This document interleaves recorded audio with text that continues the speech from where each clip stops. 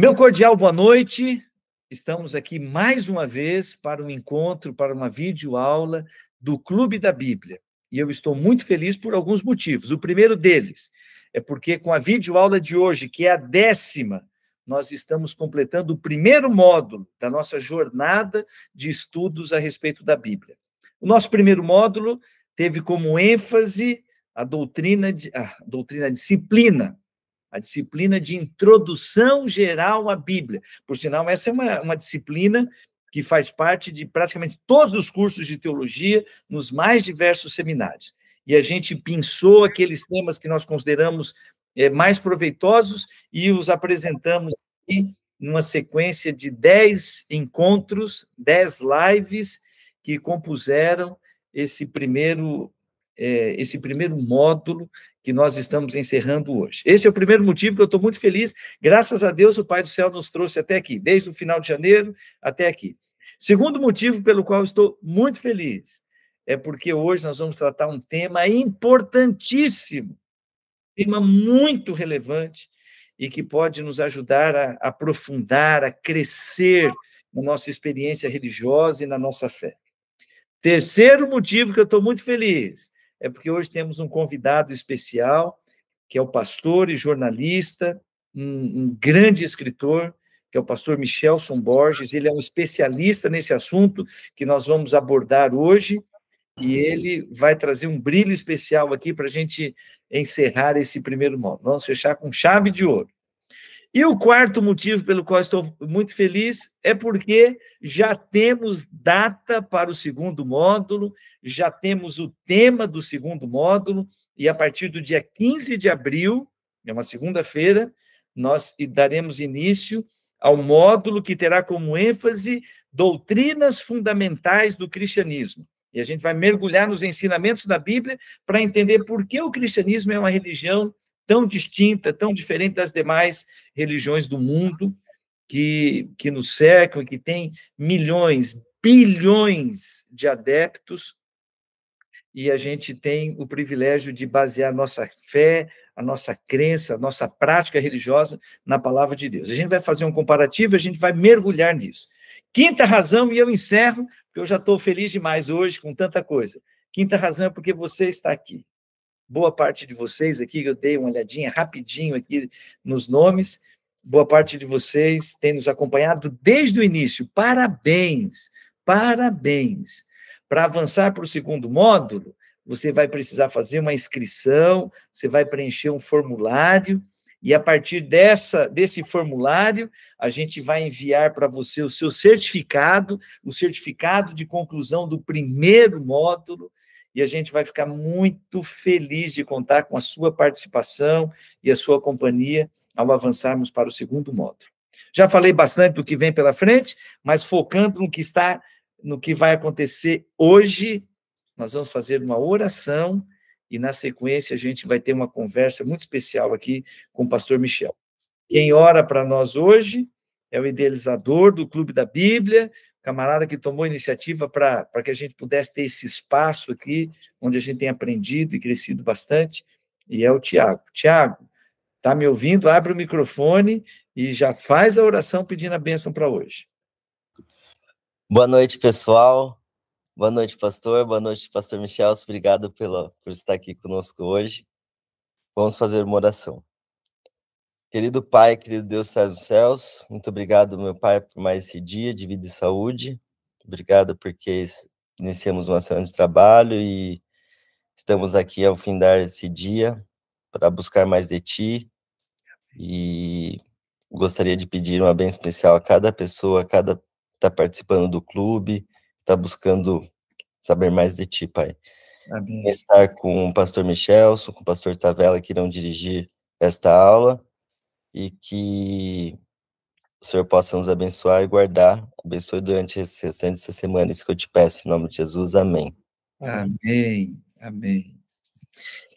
Pastor Michelson, seja muito bem-vindo, meu cordial boa noite, e eu, no final, vou agradecer de novo, mas eu quero aqui me antecipar para dizer muito obrigado, porque você aceitou o convite, você que tem uma agenda tão concorrida, aceitou o convite para estar conosco aqui nessa noite.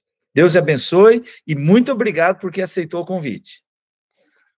Boa noite, pastor Tavella, boa noite, amigos. É o tipo de convite que a gente não tem como recusar, né? Quando há pessoas reunidas para aprender mais da palavra de Deus, sobre o Deus da palavra, a gente quer estar junto, né? Então, obrigado pelo convite. Eu que sou grato aí por me incluírem, né, nesse momento especial. Muito obrigado, pastor.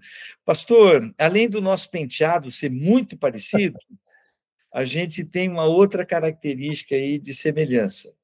Nós nascemos lá no início da década de 70 e a nossa vida acadêmica, ela foi pautada assim num período de uma certa tensão entre a fé e a ciência, entre isso aqui eu vou dizer o que eu ouvi, né, de uma pessoa, de um professor dizendo: amigo, uma coisa é a tua religião, a outra coisa é o uso da razão aqui nesse ambiente acadêmico. Então, de uma certa forma, era como se fosse uma postura excludente, né? Ou eu fico com a fé e a religião, ou eu fico com a ciência e a razão. Eu tenho que ficar com uma das duas. E nesse período, pastor Michelson, ali da nossa vida acadêmica, ali na década de 90, no meu caso em particular, eu estava bem firmado que eu queria acreditar na Bíblia e que eu teria que argumentar e dialogar com as pessoas, defendendo a minha fé, mesmo com as críticas da ciência. Mas, a partir daquilo que a gente conversou, eu entendi que você nem sempre se posicionou ao lado da fé, da Bíblia. Você teve um período aí da sua caminhada acadêmica, estudantil, em que o seu posicionamento era do lado de lá, criticando, crente. Imagina, o crente tem que ser meio cego, meio limitado. Então, eu queria que você compartilhasse aqui com a gente como é que foi essa mudança. Você nem sempre foi uma pessoa que acreditou na Bíblia como sendo a revelação da palavra de Deus. O que aconteceu para mudar? Por que você resolveu atribuir crédito ao relato da Bíblia? Pastor Tavella e amigos, o ponto da virada na minha vida foi no ensino médio, na verdade. Então, eu iniciei depois da minha faculdade já com a cosmovisão totalmente diferente. Amém. Michelson, que começou o curso técnico de Química lá em Criciúma, Santa Catarina, era um, e o Michelson, que saiu formado, né, nesse curso técnico de Química para iniciar a faculdade de jornalismo na Federal de Santa Catarina, já era outro. Então foram 3 anos de intensa pesquisa, estudo. Deixa eu contar como era antes, para depois entenderem o depois, né? Eu cresci no lar católico, inicialmente ia mais à missa, acompanhado da minha mãe, né? Íamos mais por conta dela mesmo. Só que depois dos 15 anos, ali na minha adolescência, eu recebi um convite para fazer parte de um grupo de jovens católico, orientado pela conhecida Teologia da Libertação, que agora parece que voltou ao cenário aí, né, de alguma forma, e cresci também como um evolucionista clássico, porque lá em casa eu lia muito, meu pai tinha uma coleção de livros científicos, uma coleção chamada Ciência Ilustrada, temos até hoje, e eu, mesmo antes de ser alfabetizado, ficava folheando aqueles volumes sobre dinossauros, sobre grandes nomes da ciência. Eu ficava fascinado com aquilo, né? E, de certa forma, aquela coleção e os livros que eu lia, depois tive contato com autores como Stephen Hawking, Carl Sagan, Isaac Asimov e outros, ficção científica, divulgadores de ciência, e tudo isso foi moldando o meu pensamento, mas, obviamente, que de uma forma bastante naturalista, porque todos esses autores eram evolucionistas ateus.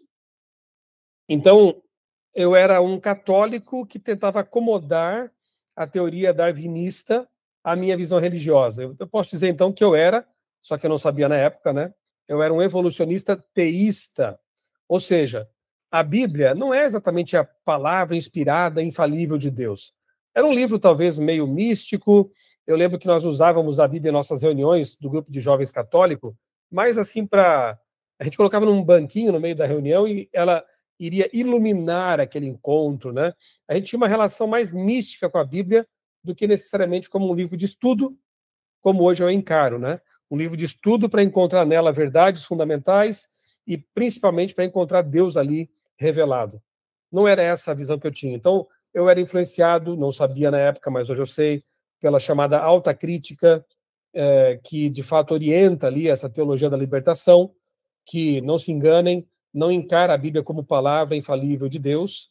A Bíblia passa a ser interpretada, entendida de acordo com a ótica humana, ela passa a ser, na verdade, instrumentalizada. A gente usa a Bíblia, usávamos, né? Ou eu usava, digamos assim, né, a Bíblia para se acomodar àquela filosofia que nós tínhamos adotado, no caso, a teologia da libertação. Então, eu era um jovem que era adepto de uma teologia marxista, a teologia da libertação, era darwinista, porque as leituras todas que eu fazia, os autores que eu consumia, eram darwinistas naturalistas, e obviamente que quando o assunto era origens, origem do universo, da vida, a minha cabeça era uma confusão. Porque as perguntas fundamentais, de onde viemos, para onde vamos, por que estamos aqui, não são respondidas por teologia da libertação, que se preocupa mais com aqui e agora, né, com aspectos políticos da realidade, e tampouco era a teoria da evolução também respondia essas perguntas, era insuficiente. Eu já entendi um pouquinho de astronomia, de cosmologia, porque lia muito sobre isso. Para o pastor Tavella, isso não vai ser estranho, mas para muitos aqui eu acho que vai ser.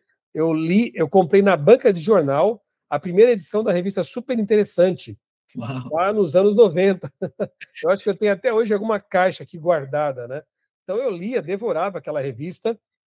De fato, no começo era uma revista mais científica mesmo, depois ela foi se tornando uma revista mais popularesca, né? Com pautas assim mais afastadas da ciência dura, digamos assim. Então, eu não conseguia acomodar a visão do acaso cego, do surgimento casual da matéria, com a organização que eu conhecia. Leis finamente ajustadas. Eu estudei química, a pessoa que estuda química não consegue conciliar toda aquela ordem. Basta pensar na tabela periódica. Tabela periódica é ordem pura, é design inteligente puro. Ela descreve o comportamento das substâncias e a interação entre elas. Então, como que eu podia estudar uma área da ciência que revela tanta ordem, ao mesmo tempo que eu cria na origem a partir do caos? Perceberam? As coisas não faziam sentido em minha cabeça. Quando eu pensava na origem, né, lá no começo de tudo. Nessa fase de dúvidas, de incertezas, eu conheci, no ensino médio, um jovem, uma espécime raro, nunca tinha ouvido falar disso, né?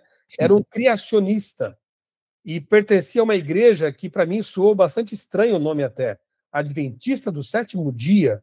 O que é isso, né? Só que, para resumir a história, porque ela é longa, foram vários detalhes assim surpreendentes que Deus, a operação de Deus, né, nessa história toda, mas para resumir bem a história, nos tornamos amigos.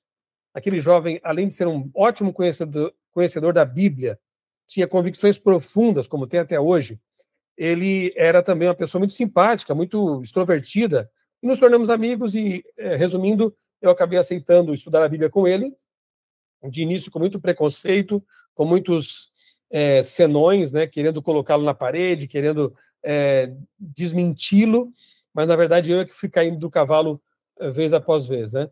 E depois de 3 anos de muito estudo, de muito quebrar-cabeça, muita tempestade mental e substituição de uma cosmovisão por outra, que não é um processo fácil, eu acabei me tornando depois um criacionista. Entendi que a Bíblia é uma fonte segura de informações e, mais importante ainda, eu fiquei muito feliz em perceber que o criacionismo, ele concilia, ele harmoniza 2 das áreas pelas quais eu sou mais apaixonado, a teologia e a ciência, né? Porque ambas procedem de Deus. Quando eu era um evolucionista ateísta, elas não se harmonizavam. Mas quando eu passei a estudar a Bíblia com a ótica, né, com essas lentes criacionistas, eu pude perceber que sim, elas se harmonizam. Haja vista aí pessoas como Isaac Newton, Galileu Galilei, Copérnico, né, que também eram criacionistas, eu posso dizer assim, e conseguiram ver essa harmonia maravilhosa que há entre a Bíblia e a boa ciência. Michel, eu quero aproveitar. Que ótimo. Eu só posso dizer assim, louvado seja Deus, porque lá, ainda adolescente, você teve a oportunidade com o coração aberto, com a disposição de aprender mais, de ter conhecido uma pessoa com convicção, com razão, com argumentação clara, para compartilhar a fé de maneira segura com você, né? Isso aí foi um presente do Pai do Céu na sua jornada, né? Pastor, agora, pois não. Só uma curiosidade interessante. Depois de 30 e poucos anos, o Vanderlei, que é o meu pai na fé, a gente chama assim, né? Uhum. E eu estamos de novo numa mesma sala de aula, porque ele está cursando um doutorado lá na faculdade, a gente chama de EST, né? Escola Superior de Teologia de São Leopoldo. É uma faculdade luterana. Ele está começando um doutorado e eu estou fazendo o segundo mestrado para depois iniciar um doutorado também. E nós estamos cursando uma matéria juntos. Mas pensa na alegria, na festa que foi, né? A gente está ali junto de novo na sala de aula, em circunstâncias bem diferentes agora. Que bênção, glória a Deus. Que bênção, meu amigo. Amigo, em relação a isso que você mencionou, né? Hoje você consegue conciliar pela cosmovisão, pela forma de enxergar a ciência e a fé, a religião e a razão, diríamos dessa maneira, de forma harmônica. A sua conclusão é: as duas têm a mesma origem e, por consequência, elas não são excludentes. Mas o que você diria para uma pessoa que está na igreja, que acredita na Bíblia e que diz assim: não, eu não quero nem conversar sobre esse negócio de ciência, porque a Bíblia e a ciência não se misturam? Ou, se você estivesse num ambiente acadêmico, você foi convidado, como você tem uma formação na área de química, você foi convidado para dar aula numa faculdade a respeito de um determinado tema, e quando você aborda o assunto da fé, da religião, algum aluno levanta a mão para dizer assim: professor, por favor, não misture as coisas. Aqui é lugar de ciência, aqui não é lugar de Bíblia, de religião. O que você pode dizer para uma pessoa, para um cristão que não quer saber da ciência, porque acha que isso é coisa que não dá para misturar, ou para um evolucionista, um acadêmico que não vê lugar, não vê espaço para a fé e para a Bíblia no ambiente científico? Pastor, interessante que o apóstolo Paulo, ele fez uma advertência, entre outras, né, ao seu amigo, jovem pregador, pastor Timóteo. E ele fala assim, né, cuidado, tome cuidado com as alegações, né, eu estou atualizando aqui, parafraseando, cuidado com as alegações da falsamente chamada ciência. Se existe uma falsa ciência, obviamente que existe uma verdadeira, né? Uhum. Então, a primeira coisa que eu faria numa conversa sobre esse assunto seria definir o que é ciência. Muita gente confunde áreas do conhecimento com ciência. Por exemplo, a filosofia é uma ciência, a psicologia é uma ciência, a própria química é uma ciência. Não, elas são áreas do conhecimento. Ciência, para os pioneiros, e agora eu volto a falar de Galileu, de Copérnico, de Isaac Newton, que foram os que nos legaram, né, esse conhecimento científico, para eles, a ciência era matemática. Comparando, seria como uma caixa de ferramentas matemáticas que Deus criou e nos deu para entendermos a realidade. Então, inclusive, muitas coisas, muitas descobertas científicas são feitas até antes das observações que as confirmam. Por exemplo, matematicamente falando, já havia a ideia de que buracos negros fossem uma realidade. Embora nunca se tenha avistado, de alguma forma, até porque não tem como avistá-los diretamente, né, porque são buracos negros, eles engolem todos os fótons e tudo que passa ali por perto deles, então não há emissão, né, de luz. Mas indiretamente é possível percebê-los pela distorção do campo gravitacional e coisas assim.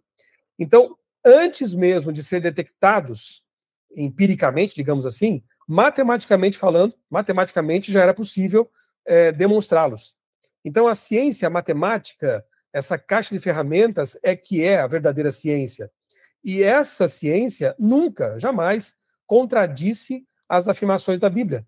Isso que é interessante. Por isso que, vamos pegar aqui Isaac Newton, que para mim é um dos maiores cientistas, se não o maior cientista que já Todos viveu os nesse tempos. planeta, né? Era um grande teólogo, um grande físico, astrônomo, filósofo, enfim, inglês. Como que ele conseguia harmonizar a Bíblia com a ciência? Porque ele entendia o que é a ciência e entendia o que é a Bíblia, né?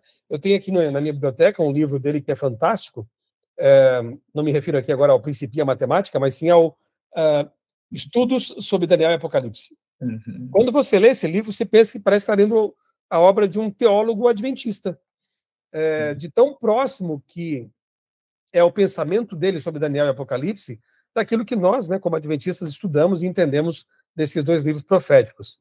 E Newton aplica o seu raciocínio afiado, né, matematicamente afiado, ao estudo das profecias e chega longe nessas pesquisas, né? Então, a Bíblia e a boa ciência, a ciência verdadeira, estão em plena harmonia. Agora, por exemplo, a teoria da evolução, isso é ciência? Depende. Se você estivesse referindo à seleção natural, eu diria sim, isso é científico. Se você estivesse se referindo a mutações genéticas, eu diria sim, isso é científico. Mas se você estivesse se referindo, quando fala em evolução, a aquela ideia de que todas as formas de vida se originaram de um único ancestral comum há bilhões de anos, eu diria que isso não é ciência, porque esse pensamento ele é filosófico. Ele é uma hipótese que sequer pode ser testável ou refutável, né? A gente fala falseável, né, na ciência. Então, é preciso separar as coisas. Existem aspectos que são científicos no modelo evolutivo? Existem. Mas há muita coisa que é filosófica. E o criacionismo? A mesma coisa. Há muitos aspectos no criacionismo que são científicos, que são testáveis, são verificáveis, mas há outros que são religiosos, que são teológicos. Por isso que eu não ensinaria, por exemplo, pastor, você falou aí você formado em química, daria uma aula de química, colocaria ali o criacionismo? Não exatamente. Eu talvez ensinasse a teoria do design inteligente, né?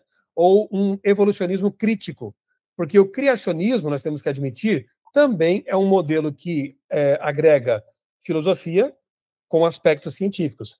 Então, o ideal seria tirar toda a parte filosófica, teológica da coisa, vamos discutir ciência aqui agora e ver o que a ciência mostra. Será que as mutações realmente promovem aprimoramento nos seres, surgimento de novos órgãos funcionais? Parece que não. Pesquisas feitas há mais de um século, durante um século, têm demonstrado que mutações genéticas só causam problemas. Elas deturpam aquilo que já existia, causam mutações deletérias, né? Ok, então seleção natural, será que ela ela explica a evolução? Parece que não. A seleção natural é um fato, mas ela mostra por que há diversificações limitadas entre os seres. Por exemplo, pássaros da mesma espécie, que têm cores diferentes, um bico um pouco maior, um pouco menor, mas ela não parece responder à grande pergunta de onde tudo isso veio. Percebeu? Então, se a gente despir a discussão do que é filosófico, do que não é científico, dá para conversar. Só que essa conversa, ela frequentemente contradiz a hipótese evolucionista, né? Ela se aproxima muito da forma de pensar dos criacionistas. Eu diria que basicamente é isso, pastor. Muito bom, Michelson. Pode ser meramente uma impressão minha, tá? Uma percepção pessoal. Mas ali, o final do século XX, a tensão era maior entre o criacionismo e o evolucionismo. Hoje a gente percebe, até pelo politicamente correto, mas que existe menos tensão, menos debate entre aqueles que se posicionam para defender a criação, tendo a sua origem em Deus, e aqueles que defendem a evolução, tendo a sua origem no acaso. A coisa está mais amena, com uma certa disposição para o diálogo. Mas aí a pergunta que me ocorre agora em relação a isto. Isto serviria como uma evidência de que o evolucionismo ele está enfraquecendo os seus pressupostos básicos, os paradigmas evolucionistas, eles estão sendo contestados até mesmo pela própria comunidade evolucionista? Pastor, eu acho que não. Eu acho que isso revela o enfraquecimento do próprio debate, da própria racionalidade, na verdade, né? No começo do século XX, melhor dizendo, né, no fim do século XX, ali pelos anos 2000, a gente, eu me lembro, né, tinha debates acalorados sobre ateísmo, sobre crença. Richard Dawkins publicava um livro, aí vinha o Alistair McGrath, publicava outro, e tinha um debate forte na academia, né, e assim, argumentos muito interessantes, e isso era bastante dinâmico e até interessante, né, de se ver. Não no Brasil, o Brasil é uma realidade diferente, mas nos Estados Unidos, por exemplo, a gente via muito isso, debates na academia. Tinha lá um indivíduo que defendia o teísmo e, do outro lado, um que defendia o ateísmo. E eles debatiam ali alto nível, educação, uma plateia assistindo, cada um tirava suas conclusões, tudo bem. Isso deveria ser a academia, né? A universidade, pensamento universal. Mas aqui no Brasil, infelizmente, não funciona bem essa coisa. Eu me lembro quando eu cursei lá né, fiz o meu curso de jornalismo, existem pensamentos hegemônicos que tomaram conta da academia e o debate quase não é promovido. Mas o que acontece, na verdade, isso é um fenômeno mais sociológico, né, é que a pós-modernidade tomou conta do cenário. Aquele pensamento moderno em que o adventismo floresceu, né, século XIX, pensamento cartesiano, tudo aquilo, né, em que havia debates teológicos, as doutrinas que fossem bíblicas venciam o debate. Hoje está mais ou menos assim. Ok, você é criacionista, está feliz? Então fique aí, né? Você é evolucionista, está feliz com essa ideia? Tô, beleza, é a sua verdade, está tudo certo. Tá difícil, viu? Porque nós não temos mais uma base assim racional, parece, para promover um debate. Não há critérios, porque cada um tem sua verdade, como se a verdade fosse assim multifacetada, né? A verdade é uma. E, obviamente, que aquilo que se contrapõe a essa verdade é excludente, né? Não pode ser 2, 3, 4 verdades. Então, pastor, eu não sei. Em minha percepção, na verdade, o que tem havido é uma acomodação e um domínio de ideologias, onde antes havia certezas, ou então debates em torno de suas certezas, né? Discussões. Hoje, cada um tem uma ideia, e essa ideia se tornou uma verdade para si. E aí não vemos mais disputa, né? Eu não vejo, hoje, inclusive, quando tocamos esse assunto, eu vejo que hoje, para o jovem cristão, o problema não é mais tanto a evolução, a teoria da evolução. São outras ideias. Talvez o progressismo, talvez aquilo que alguns chamam de marxismo cultural, né, essa expressão aí polêmica, né?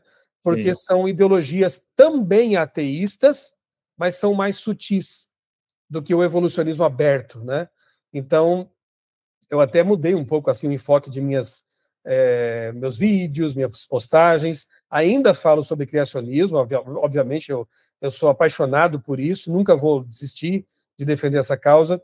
Inclusive, agora eu convidei uma amiga, doutora Maura Brandão, que é doutora em ciências pela USP, uma criacionista assim da nova geração. Ela é tremenda, foi diretora do Museu das Origens lá em Galápagos, né, durante 2 ou 3 anos, e às terças-feiras nós estamos fazendo no meu canal e no dela um quadro chamado Observatório das Origens.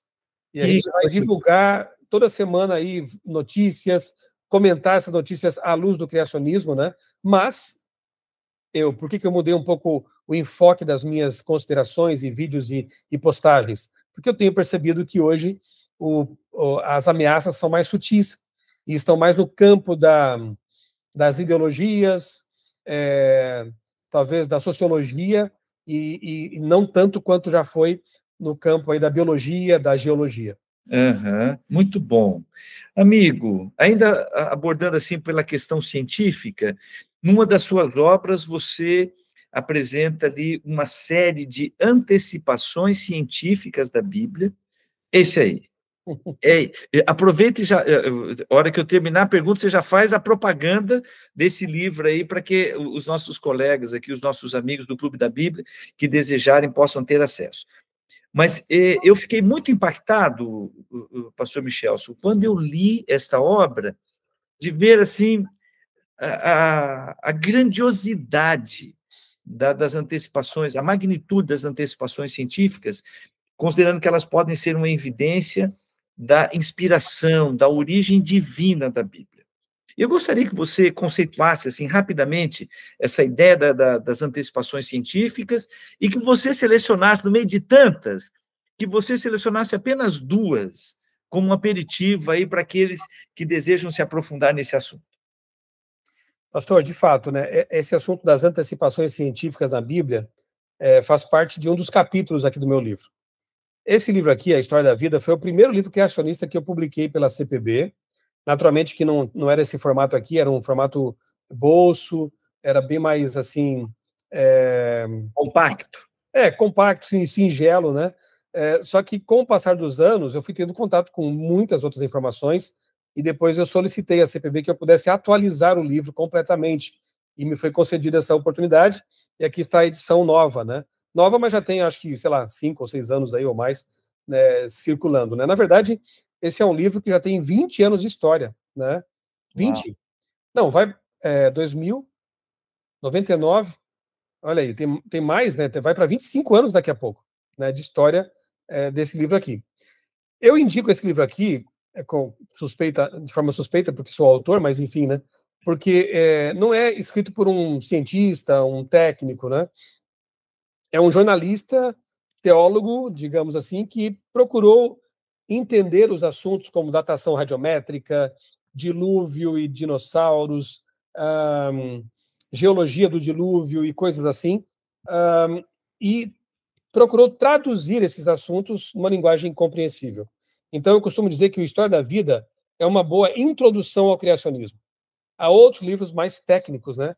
Como os do Dr. Ariel Roth, da CPB, tem os da Sociedade Criacionista Brasileira, scb.org.br, que são assim mais técnicos, mais aprofundados e que têm que ser lidos, especialmente por jovens que estão aí pensando em ingressar numa faculdade ou já estão lá, especialmente se estão em áreas como biologia, geologia, geografia, enfim, né, que vão lidar diretamente com essas questões. Então você precisa ler isso. Graças a Deus, como eu disse, quando fui para a faculdade eu já estava blindado, né? Eu já tinha lido muita coisa sobre criacionismo, sobre essas ideologias, sobre marxismo à luz da Bíblia, né? Quando cheguei lá, não eram novidade muitas daquelas ideias, e quando eram, eu sabia que havia fontes nas quais eu podia pesquisar. Então, você precisa ir para lá já minimamente preparado para enfrentar esse ambiente e ser usado por Deus nesse ambiente também, porque há muitas pessoas lá que são sinceras, são honestas, intelectualmente honestas, e que quando tiverem contato com uma cosmovisão bastante bem estruturada, elas vão pensar também, vão ter a chance de repensar. Eu dei estudos bíblicos durante o tempo da faculdade, né? Foram experiências assim maravilhosas, né? Oportunidades missionárias que Deus me deu naquele campus missionário, né? Bom, pastor Tael me pede uma coisa difícil, que é citar apenas 2 antecipações científicas, porque aqui no meu livro tem várias, né? Deixa eu indicar um outro. Depois de alguns anos, eu escrevi, juntamente com meu amigo Denis Cruz, um livro que é, digamos assim, esse aqui transformado em romance, né? Que é o livro A Descoberta. Se você gosta de uma história com personagens, com surpresas narrativas e tal, eu indico para você o A Descoberta. Leia os 2, pronto, né? Eu acho que você vai ter grandes benefícios aí. Então, uma antecipação científica na Bíblia, e eu chamo assim, embora eu reconheça que a Bíblia não é um livro de ciências, né? Não é esse o propósito dela. É um livro eminentemente espiritual, mostra o caminho para o céu, para Deus, para a conversão, para a transformação espiritual. Porém, como ela é o livro do Deus da ciência, quando ela toca em alguns assuntos científicos, ainda que às vezes meio tangencialmente, né, de forma indireta, é incrível, ela acerta em cheio. Vou dar 2 exemplos, então, com pesar, porque eu gosto de falar muito sobre esses exemplos que há, né? Mas eu vou escolher 2. O primeiro está lá em Jó. Jó é um livro que foi escrito também por Moisés, portanto, cerca de 1.500 anos antes de Cristo, 3.500 anos atrás. E há ali um verso que diz que Deus suspende a terra sobre o nada. É bom lembrar que no tempo de Moisés, eu brinco dizendo assim, né, que na Universidade Federal do Egito, onde ele estudou, os grandes nomes, né, das ciências, os professores, ensinavam que a Terra era plana e apoiada sobre 5 colunas. Essa era a visão de mundo que eles tinham, né? Curiosamente, alguns querem trazer de volta algumas coisas aí, né, hoje em dia. Estranhamente, né? Bem, acontece que Moisés, quando começa a escrever a Bíblia, nós cremos que inspirado por Deus, ele deixa fora todas essas bobagens, né? E coloca ali uma coisa que pareceria maluca para aquele tempo. Ele coloca que a Terra está suspensa no nada, que a gente chama hoje de vácuo espacial, né? Vácuo sideral, suspensa sobre o nada. Então, é uma revelação impressionante, porque Moisés não tinha telescópio espacial, Moisés não tinha nave espacial, não tinha como saber disso, a não ser por revelação direta de Deus. Então, essa é uma, bem resumidamente, né? A Terra está flutuando pelo espaço. A outra, que eu acho assim tremenda também, é a questão da circuncisão, relacionada com a coagulação do sangue. Deus fala assim para Abraão: Abraão, daqui para frente eu quero estabelecer um pacto com o meu povo, e esse pacto, entre outras coisas, vai ser materializado por meio da circuncisão. Então, circuncide os meninos no 8º dia. E é interessante porque você não vê Abraão questionar Deus, né? Ele poderia questionar dizendo assim: Senhor, por que 8º dia? Que tal quando nasce, já está chorando ali, já é um momento difícil para o bebê, já faz a cirurgia, lembre-se de que não havia anestesia, né? E a faca podia ser talvez uma pedra afiada, né? Então era coisa meio bem rudimentar. Então por que já não nasce, já faz ali o que tem que fazer, o procedimento? Não, Abraão não questiona. Abraão aceita. Era amigo de Deus e confiava nele. Hoje nós sabemos que ali entre o 2º, 5º, 6º dias de vida, uma pessoa, um bebê, ele tem baixos níveis de uma substância chamada protrombina na circulação. No meu livro tem todas as referências científicas aqui, né, as fontes, está tudo ali. De modo que uma cirurgia, um corte, algo assim, feito antes do 8º dia, seria bastante perigoso do ponto de vista da coagulação, no momento em que não havia recursos médicos para lidar com esse assunto. No 8º dia, olha que incrível, a protrombina se eleva a 110%. E depois ela estabiliza 100% para o resto da vida. Ou seja, do ponto de vista da coagulação do sangue, o melhor dia para uma cirurgia é o 8º. Incrível, né? Como que Abraão sabia disso? Não foi tentativa e erro. Aquilo veio logo de cara. Eles tiveram que praticar dali para frente, né? E se Abraão perguntasse para Deus por que o 8º dia, seria bem complicado para Deus explicar para ele. Abraão não tinha pré-requisitos em bioquímica, em biologia molecular, em coagulação do sangue, plaqueta, reação bioquímica em cascata e por aí vai. Então Abraão simplesmente creu, aceitou, e hoje a gente sabe por que Deus pediu que fosse no 8º dia, né? Isso me faz pensar também, espiritualizando um pouco a questão, que sempre vale a pena confiar em Deus. Mesmo quando não entendemos muito bem por que estamos recebendo uma ordem, uma orientação, mas se foi Deus que mandou, vale a pena confiar nele, porque Deus sempre sabe o que faz. Amém. Eu fico com essas duas. Amém. Obrigado. Pastor, você escolheu duas que eu sou fã. E tem as outras antecipações ali que me chamam muito a atenção. Eu já quero deixar aqui o meu incentivo. Eu coloquei no chat o nome dos 2 livros, o nome dos autores e o nome da publicadora, da editora, que é a Casa Publicadora Brasileira. Pastor, já indo aqui para a reta final, meu amigo,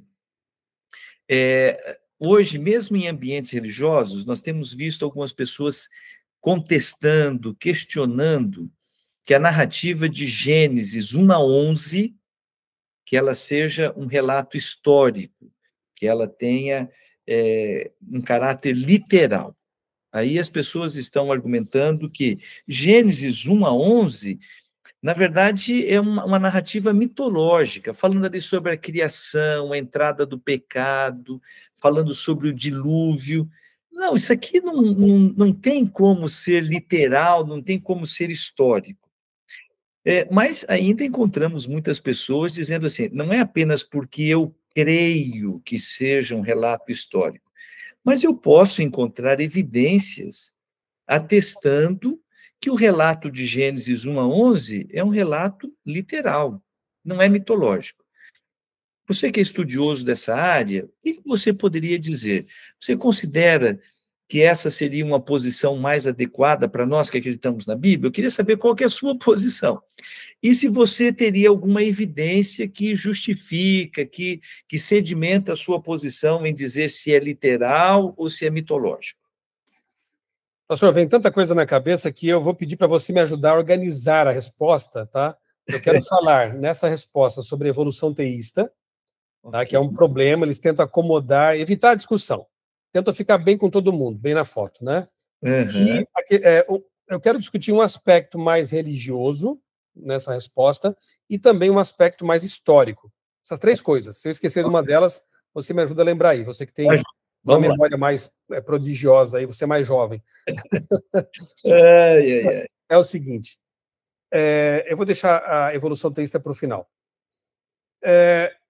E começar pela resposta religiosa, teológica. Uhum. Talvez não satisfaça a todos, mas para quem crê na palavra de Deus e em Jesus, eu creio que seja uma boa resposta. Jesus se referiu a Adão e Eva como personagens históricos. Paulo se referiu a Adão e Eva como personagens históricos. Inclusive, compara Jesus, chamando-o de segundo Adão, né? Onde o Adão primeiro lá caiu, Jesus veio vencer, né? Se aquilo foi um mito, como entender, então, esse paralelo que os autores bíblicos fazem, né, teologicamente falando? A árvore da vida, mencionada em Gênesis capítulo 1, volta em Apocalipse capítulo 21 e 22, ali no final da Bíblia, né? Se aquela árvore foi mito, por que a promessa de que nós teremos acesso a essa árvore aparece de novo no Apocalipse, né? Jesus compara a sua segunda vinda, que é literal, como nós estudamos na Bíblia, isso é claro, né? Vai acontecer, todo olho verá. Jesus empenhou sua palavra nisso. Ele compara a sua segunda vinda com o dilúvio. Uhum. E ele diz que a incredulidade que caracterizou os tempos antediluvianos volta no fim da história, né? Como foi nos dias de Noé, assim será nos dias que antecedem a vinda do Filho do Homem. Se o dilúvio foi um mito, a volta de Jesus também é um mito. Sim. Não temos por que crer nisso, né? Então, na verdade, se você derruba os 3 primeiros capítulos de Gênesis, você derruba toda a teologia bíblica, né? E aqui talvez eu já comece a falar sobre a questão do evolucionismo teísta, né? Se a história do pecado não é como está relatada em Gênesis 3, a morte, que, como diz a Bíblia, é um salário do pecado, é uma consequência do pecado, ela passa a ser um elemento natural da criação de Deus. Porque se a vida já existia há bilhões de anos, como pensam os evolucionistas teístas, né, os próprios papas, os últimos papas defenderam esse ponto de vista, né, antes de haver o primeiro Homo sapiens sobre a Terra, já havia lá os hominídeos, já havia répteis, peixes, anfíbios, primeiras formas de vida, sabe-se lá quais foram, até chegar ao primeiro ser humano evoluído, digamos assim, a morte existiu muito nesse mundo. Para eles, os fósseis seriam evidência desse mundo anterior, né? Para nós, são evidência de um dilúvio, de uma catástrofe hídrica. Se a morte já existia, então Deus criou a morte? Deus criou a predação? Eu não consigo conceber isso, né? Um Deus que cria como elemento natural para que houvesse evolução animais que matam outros para se alimentar. Isso não corresponde ao caráter de um Deus que é descrito por Jesus como aquele que cuida até dos pardais, que dá comida para os passarinhos, né? Não parece ser o mesmo Deus. E, de fato, alguns começam a não mais ver em Jesus o mesmo Deus que está lá na criação e no Antigo Testamento. Começa a haver uma ruptura de pensamento. E alguns, nessa confusão toda, acabam migrando para o ateísmo puro e declarado, né? Porque é um Deus tirano, é um Deus que cria vida e morte, que cria coisas boas e coisas ruins, e até minha cachorrinha se revolta com essa ideia. Né? Não aceita. Né? Acho que ela está ouvindo alguns trovões que estão ensaiando aí no céu. Vamos ver se ela fica quietinha aqui. Vem cá, quietinha. Então, como eu dizia, o Deus dos evolucionistas teístas é um Deus contraditório. É um Deus tirano, é um Deus que não corresponde à revelação dele na Bíblia, né? Então não dá para conciliar. E Jesus veio fazer o que na cruz, então? Se a Sim. morte já existia como elemento inerente à criação. Se Gênesis 3 é um mito, né? Não houve queda, não houve sedução por parte de um anjo caído usando um animal como médium. Então, Jesus veio fazer o que na cruz? Aí, para os teólogos da libertação, Jesus é apenas o quê? Um revolucionário. Né? Ele morreu por questões políticas e não por uma questão teológica, espiritual, essencial, que é a libertação do pecado, que é muito mais profundo do que causas sociais, né? Então veja como ideias têm consequências, né? Sim. Então já tratei da questão da evolução teísta, que é totalmente contraditória. Sim. Eu confesso a vocês que se fosse para aceitar a evolução teísta, como eu já criei no passado, hoje eu preferiria ser ou o que sou, um criacionista bíblico, ou um agnóstico. Se eu não conseguisse ser um ateu, porque ateu é o crente na descrença, né? O ateu é um crente, só que ele está no extremo da escala de crença. O agnóstico está ali, não sabe bem no que crê, até que lhe apresentem evidências suficientes, ele fica numa posição bem cômoda de cima do muro. Talvez eu fosse isso, né? Mas é óbvio que eu já entendi que o criacionismo é uma resposta muito mais convincente, né? Agora, evolucionista teísta, não dá. É muita incoerência. Total, né? E temos o aspecto histórico. Argumento histórico, exatamente, o aspecto histórico, né? Por exemplo, com respeito ao dilúvio, existem mais de 200 culturas espalhadas pelo planeta que trazem relatos orais ou escritos até, muito semelhantes ao que está escrito na Bíblia. Então você encontra, por exemplo, lá na epopeia de Gilgamesh, né, um relato parecido com o dilúvio. Você encontra até entre índios isolados aí na Amazônia relatos de uma grande inundação, de um barco, uma família sendo salvos nesse barco. Os detalhes variam, obviamente, tipo telefone sem fio, né? Os detalhes variam, mas o core, o âmago da história está preservado. Mais de 200 culturas, a maioria delas não tem contato umas com as outras, culturas antigas, culturas mais recentes. Isso, para mim e para muitos estudiosos, são os ecos de um evento que deixou marcas na natureza, na geologia e na história dos povos também. Na geologia nós temos os estratos geológicos, né, o Grand Canyon, por exemplo, né, que revelam sobreposição rápida, não tem erosão entre os estratos. Isso ali é uma tremenda evidência de um transporte catastrófico de sedimentos, né? A abundância de fósseis em todo o planeta, inclusive fósseis marinhos, lá em cima, no Everest, né? Eu escavei fósseis lá no interior do Ceará, na região do Araripe, e fica ali 500 quilômetros do oceano, do mar, e eu encontrei lá fósseis, tem aqui em casa, inclusive, trouxe com autorização, fósseis de peixes, de crustáceos, né? Então, mais da metade dos sedimentos continentais hoje é de origem marinha. Então, esse mundo foi inundado em algum momento no passado, e as marcas disso ficaram. A história de Adão e Eva não é exclusividade de Gênesis, né? Nós encontramos em culturas como da Mesopotâmia, por exemplo, lá tem um tablete, né? uma pedra de argila, né? Comemorativa, em que há ali um casal sentado em frente a uma árvore e uma serpente enrolada nessa árvore. Uau. Então, se há um mito, esse mito contaminou várias e várias culturas. Nós cremos que no Gênesis está a história preservada de forma enxuta por Deus. Nós encontramos, você tem que analisar as semelhanças e também as diferenças. Uhum. Muitas vezes é nas diferenças que nós encontramos algo assim mais interessante, porque nos mitos antigos, os deuses são humanos, né? Só tem poderes. Né? Pensa nos deuses lá do Olimpo, da Grécia, deuses que traíam, que adulteravam, que puniam os seres humanos, enfim, eram projeções da humanidade com poderes, super-heróis, né? O Deus da Bíblia é monoteísta e não tem nada a ver com o ser humano, ele é surpreendente, na verdade. Na Bíblia, Deus ele antecede a matéria, antecede o universo, ele cria tudo. Em quase, acho que todas as mitologias de criação, a matéria já existe. E aí aparecem os deuses. Né? Então, há semelhanças que para nós são os ecos da criação original, sementes da verdade, digamos assim, mas também há grandes diferenças que nos mostram que o relato bíblico ele é o mais enxuto, o mais coerente, o mais lógico e, portanto, o relato fidedigno que foi registrado por Moisés, inspirado por Deus. Então, Que bênção. eu diria que isso e muitas outras ideias, né, nos ajudam a perceber que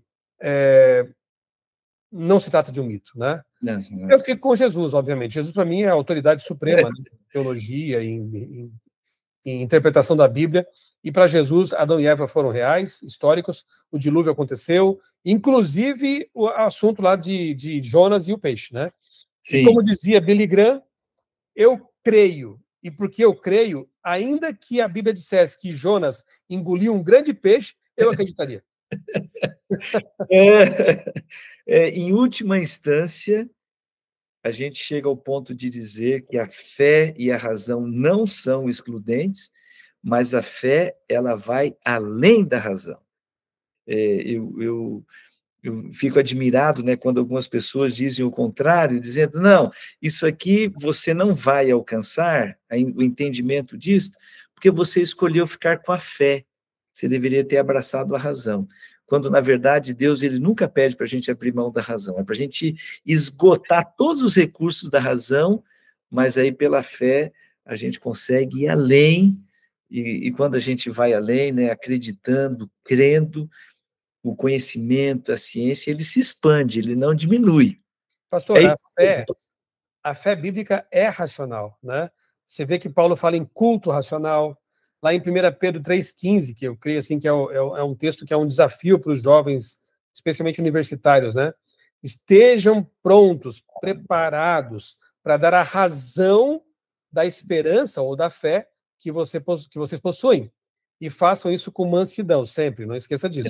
Sempre com respeito, com mansidão, com consideração para com o outro que pensa diferente. Mas veja, Pedro vincula ali razão com esperança, com fé. Então, na Bíblia, as duas estão sempre de mãos dadas. Que bênção. Amigo, nós estamos terminando aqui o nosso tempo, e eu que conduzi a conversa até aqui, apresentando as perguntas. Mas eu quero te dar uns minutinhos para a gente fechar esse tema e essa nossa conversa, dando liberdade para você deixar um recado especial aqui para o nosso grupo. Se eu não estivesse te perguntando nada, o que você gostaria de deixar aqui como recadinho final? Amigos, eu diria o seguinte, né? Não percam jamais a capacidade de se perguntar, se questionar e de aprender, né? Eu me lembro sempre, eu sempre conto isso em algumas palestras, né? Que uma ocasião estávamos como família acampados, né? Meu pai e meu avô tinham comprado uma pequena casa numa lagoa lá próximo da nossa cidade, né? E próxima também da praia lá no sul do estado de Santa Catarina. Compraram uma casa bem pequena de madeira e ali a gente fazia um acampamento no verão, a família inteira. Era muito gostoso, os primos ali, os tios e a gente colocava os colchões na sala, até na cozinha lá. De modo que quando todos iam dormir, se alguém espirrasse, todo mundo ouviria, né? Então, era complicado. E meu sobrinho, meu primo, na verdade, na época era bem mais novo que eu, era, acho que, quase bebê ainda, e estava ali dormindo ao lado da minha tia, e ele fez uma pergunta que todos ouvimos. Ele perguntou assim para minha tia: mãe, de onde as baratas vêm?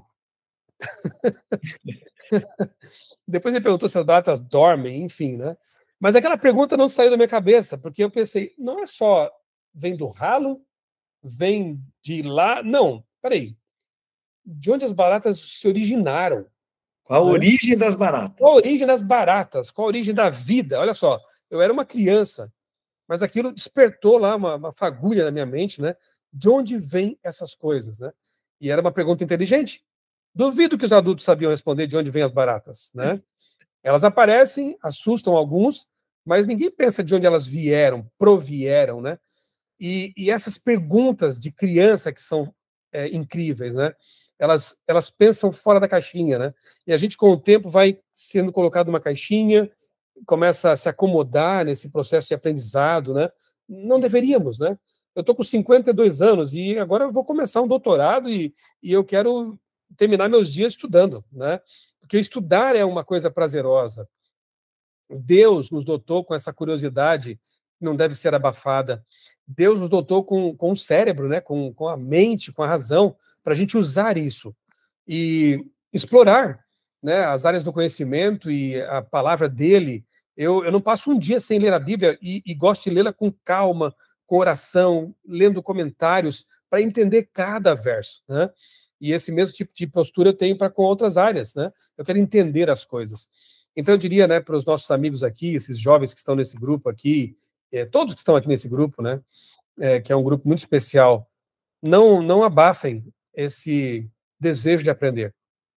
E quando o aprendizado se refere a conhecer a verdade, aí sim, empenhem todas as suas forças, todas as suas capacidades, o melhor do seu tempo nisso, porque a verdade é uma pessoa, né? Para nós cristãos.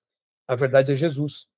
Então, se há um tipo de empreendimento que vale a pena ser realizado e com todas as nossas forças, é esse de conhecer a verdade, conhecer o nosso Criador e conhecer as coisas que ele criou. Lá em Romanos capítulo 1, versos 19 e 20, né, Paulo diz que os atributos invisíveis de Deus, eles podem ser percebidos desde a fundação do mundo, por meio das coisas que foram criadas. Quanto mais você estuda a criação de Deus, mais maravilhado você fica com o Deus da criação. Por isso que, para mim, o criacionismo se tornou uma paixão, porque é uma visão de mundo, um modelo conceitual, que une as duas áreas do conhecimento, não áreas do conhecimento, mas essas duas ferramentas poderosas, né, que Deus nos legou, que são a sua revelação, a Bíblia, e a boa ciência, aquela que é uma caixa de ferramentas, né, dada por Deus à humanidade. Então, não deixe de aprender nunca, e coloque o conhecimento de Deus sempre como prioridade na sua vida. Se eu pudesse deixar um recado final, seria esse. Amém, amém, amém. Que maravilhoso desafio. Aceito e vamos avançar para buscar conhecer cada vez mais. Meu amigo, já estouramos nosso tempo aqui, porque a gente sempre tenta encerrar perto das 9 horas, a conversa foi tão agradável, a gente avançou, eu nem tinha percebido, já passamos das 9. Mas a gente gostaria de encerrar com uma oração, e eu gostaria que você escrevesse aqui no chat, antes de você orar, inclusive, escrevesse como que a gente pode localizar o seu blog, o seu canal. Eu sou da época que eu te acompanhava pelo blog ali do Criacionismo, hoje tem o canal no YouTube. O que a gente procura para encontrar e compartilhar os seus conhecimentos aí? Eu coloquei aqui o meu blog clássico, né, que já tem quase 20 anos de existência, né? Acho que sou vovô da internet aí, né? O criacionismo.com.br, né? Hoje é mais um arquivão de muitos conteúdos. Você pode usar ali o buscador desse blog para pesquisar por palavras-chave, por frases. Você vai encontrar muita coisa interessante, muita coisa legal ali sobre várias áreas, paleontologia, biologia, enfim, muita coisa mesmo, né? Aí, um pouco depois, eu criei outro blog mais geral, que é o outraleitura.com.br, ok? Nesse blog eu trato de temas mais variados, né? Comportamento, teologia, sinais dos tempos, enfim, comunicação, mídia.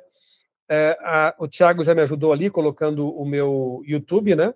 O canal, você coloca no YouTube lá, Michelson Borges, ou Outra Leitura, você vai encontrar o meu canal no YouTube, que também já tem alguns anos. Eu me esforço aí para atualizá-lo toda semana.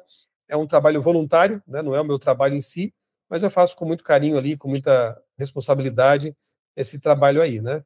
Essa missão, né? Instagram também está ali, Michelson Borges. Twitter, meu Twitter é criacionismo, não tem o Twitter do meu nome, né? Meu nome está tão vinculado com criacionismo que quando eu criei meu Twitter, eu coloquei @criacionismo, né? E está lá até hoje. Tem também, acho que mais de, sei lá, 10 anos que eu tenho já esse Twitter. Agora é X, né? Plataforma X, né? Eu sou do tempo do Twitter ainda. Por aí você me encontra, tá? Beleza, que bem. A gente vai continuar se abastecendo aqui fora desse encontro, se abastecendo aí do teu conhecimento nessa área que é tão importante. Meu querido amigo, mais uma vez, muito obrigado. E a gente gostaria que você encerrasse com a oração, pedindo para o Pai do Céu, de forma especial, abençoar esse clube da Bíblia, aqueles que estão na caminhada aí do conhecimento da palavra, para a gente seguir adiante pela graça de Deus. Vamos orar, então? Amado Deus, bondoso Pai, nosso Criador, nós te louvamos, Senhor, porque este grupo aqui prova que há pessoas interessadas em conhecer mais e mais a tua palavra e da tua pessoa também, Senhor. Amém. Que a tua bênção esteja sempre sobre cada um desses que estão aqui, dos que não puderam vir hoje também, dos que são alcançados por estes aqui, que a tua bênção esteja sobre eles, que que o teu poder, o poder do Santo Espírito, ilumine a mente de cada um e torne essas pessoas instrumentos de salvação. Amém. Que muitos Vanderleis, como aquele que me encontrou no ensino médio e me abriu os olhos para essa realidade maravilhosa, sejam despertados aqui entre o teu povo. Amém. E que nós saiamos de nossa zona de conforto, muitas vezes, e nos disponhamos a alcançar pessoas que, como eu no passado, estão sedentas e precisam de uma orientação, precisam de um encontro com Jesus. Obrigado, Senhor, por tuas bênçãos. Continua abençoando este grupo, os estudos que virão. E tudo isso nós te pedimos e te agradecemos em nome do Senhor Jesus. Amém. Amém. Amém. Meus amigos, um grande abraço para todos vocês. Fiquem com Deus. Com esse banquete que tivemos hoje, nós encerramos aqui o primeiro módulo e a gente só pode dizer louvado seja Deus. Aguardem as informações, acompanhem lá no nosso grupo, onde o Tiago vai mandando as informações, para que a gente possa emitir o certificado do primeiro módulo e para que você possa fazer a sua inscrição. Um grande abraço a todos, uma boa noite. Pastor Michelson, mais uma vez, muito obrigado e até a próxima. Vamos te recrutar mais vezes. Um abraço, vai ser um prazer.